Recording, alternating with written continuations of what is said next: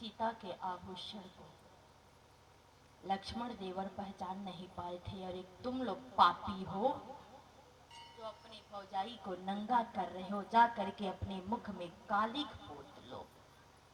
ललकार, जो ही ललकारा उसे डांट करके चुप करा दिया गया, उस सभा से निकल गया और जाते जाते द्रौपदी के आत्मबल को बढ़ा करके गया। कहा, बेटी द्रौपदी गुहार लगा दे गुहार अपने कन्हैया को, अपने भैया को। और विपत्ति में द्रौपदी अपने भाई को कैसे याद करती है कि हाथ जोड़ करके गुहार लगा रही है कि मोहन माधव नंद के नंदन, कि मोहन माधव नंद के नंदन, हे जसुदासुत कृष्ण मुरारी। गोप सखा ब्रजनाथ ब्रजेश, गोविंद गोपाल गोवर्धन धारी।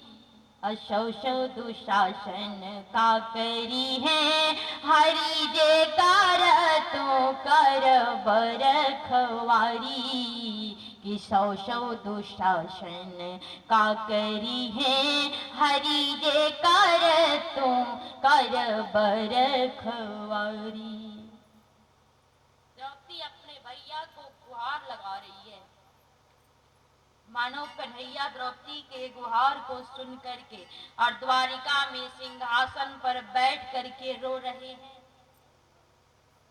रुक्मिणी जी आई और कन्हैया को रोते हुए देखी तो कही कि भगवान, लग रहा है आपके भक्त के ऊपर कोई विपत्ति पड़ी है, इसीलिए तो आप रो रहे हैं।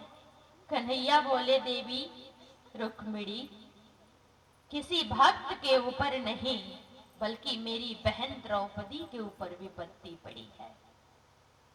रुक्मिणी जी कहीं, तब तो आपको जाना चाहिए, आपको जाना चाहिए, लेकिन आप जा क्यों नहीं रहे हैं? दिन बंधु दीनानाथ कन्हैया बोले, नहीं जाऊंगा। कहा, क्यों?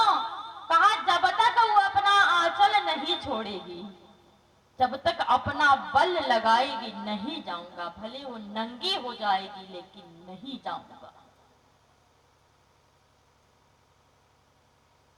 रुक्मिणी जी शांत हो गई और इधर द्रौपदी क्या कही, पहले भगवान की स्तुति की, नाम की छड़ी लगा दी, इतना नाम जपी, भगवान का सहस्त्र नाम जपी, लेकिन देखी कि कोई फायदा नहीं हुआ तो भगवान को ताना देने लगी।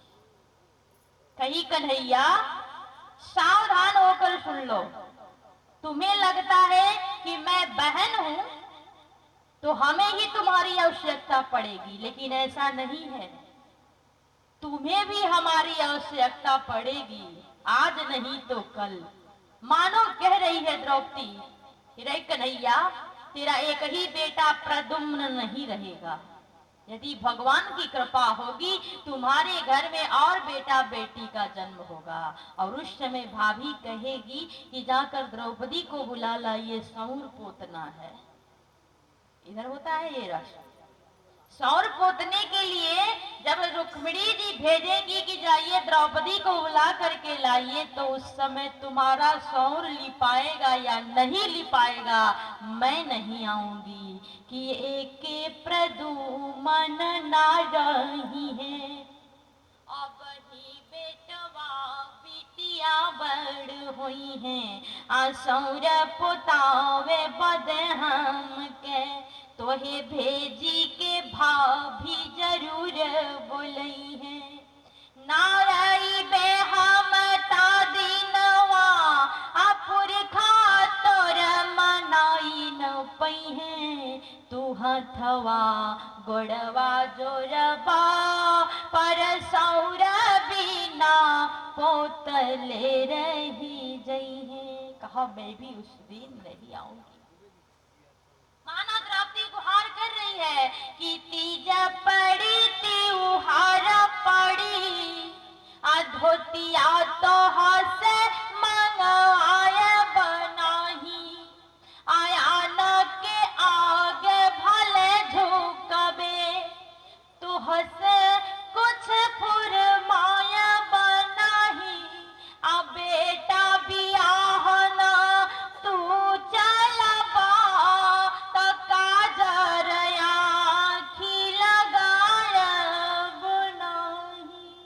कन्हैया आज नहीं आओगे, और आज यदि मैं नंगी हो जाऊंगी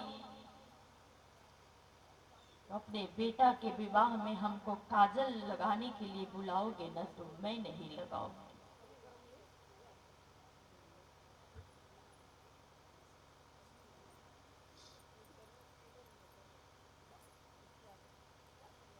कुछ ऐसे समय हैं जैसे एक बहन भैया दूज के दिन जब गोधन बाबा को कूटती है ना, तो भाई को याद करती है। दूसरा, अब माता जी लोग अन्न लाने के लिए जा रही हैं, आप लोग कब है? 3 बजे। 10 मिनट और सुन लीजिए लोग, फिर आप लोग, सही बात है, घर जाना है, घर से अन्न लेकर के आना है, क्योंकि आज भगवान को अन्न से ढका जाएगा। तो जितना हो सके आपको भगवान जितना दिए हैं, आप सक्षम हैं तो ला करके दीजिएगा। 10 मिनट तक और आप लोग रुकिए, उसके बाद फिर जाइएगा लेकर के आइएगा।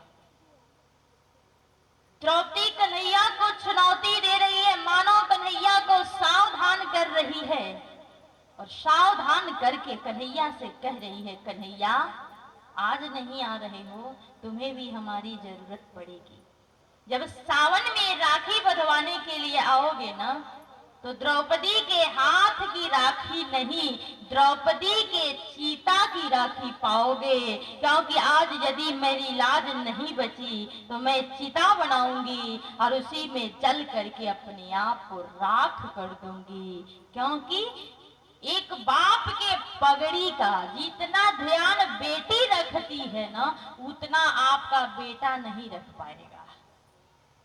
क्योंकि यदि किसी घराने की लड़की कुमार्ग पे पैर रखती है तो लोग कहते हैं कि फलाने की बहू है, फलाने की बेटी है।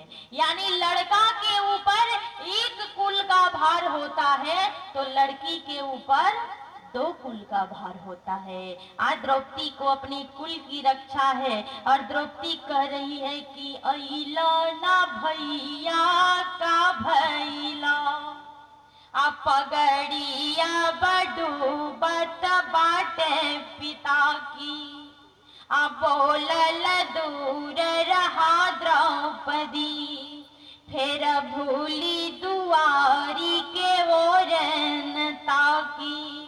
माफ कर कहलो सुन लो, अब जीवन की अब होत बेबाकी, राखी बंधावे बदे हमें ना, पैबा पैबा बस राखी चिता की। मेरे चिता की राखी पाओगे कन्हैया, नहीं तो आकर के मेरी लाज को बचा लो। फिर भी भगवान नहीं आए, इतना कलेजा कठोर है। भगवान अपना जिद लेकर बैठे हैं, द्रौपदी अपना जिद लेकर बैठी है। मानो भगवान कह रहे हैं जब तक छोड़ोगी नहीं, नहीं आऊंगा, और द्रौपदी छोड़ने के लिए तैयार नहीं है। रुक्मिणी जी कह रही है, नाथ क्या उस सभा में कोई संत नहीं बैठा है क्या? भगवान बोले क्यों? कहा कि संत यदि बैठा होता तो संत का मतलब है समस्याओं का अंत करना, यानी जो सारे समस्याओं का अंत कर दे उसका नाम संत है। भगवान बोले एक संत है लेकिन काफी पीछे बैठा है। कहा वो कौन है? कहा विदुर काका। कहा भगवान जब आपके इशारे मात्र से सृष्टि का प्रलय हो जाता है तो हे राघव कुछ लीला कर दीजिए। और भगवान की भ्रिकुटी बदली और तत्काल द्रौपदी भीड़ को टालती हुई, फाड़ती हुई आगे बढ़ी तो क्या देखी, दूर पे विदुर काका खड़े थे। मानो द्रौपदी गुहार लगा दी कि धीरे धीरे बीत गई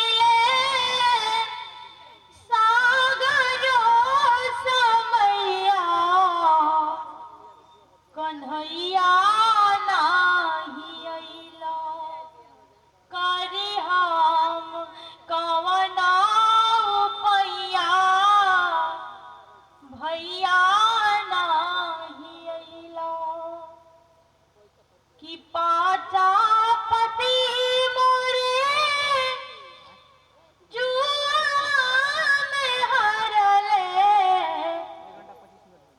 कन्हैया नाही अइला, करी हम कवन पैया, कन्हैया नाही अइला। कन्हैया आखिर मेरी लाज को बचा लो। भगवान नहीं आए तब तक संत विदुर काका द्रौपदी को देखी और द्रौपदी विदुर काका को देखी। मानो संत द्रौपदी को देख करके दोनों हाथ को उठा दिया।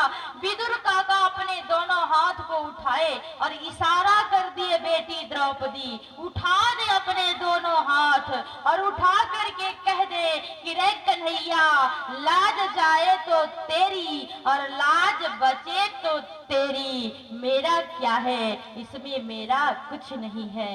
संत का इशारा हुआ, द्रौपदी दोनों हाथ उठा करके आवाज लगाई, दुखारो द्वारिका नाथ शरण में तेरी, ले नंद नंदन का नाम संताप सभा में तेरी, दुखारो द्वारिका नाथ शरण में तेरी।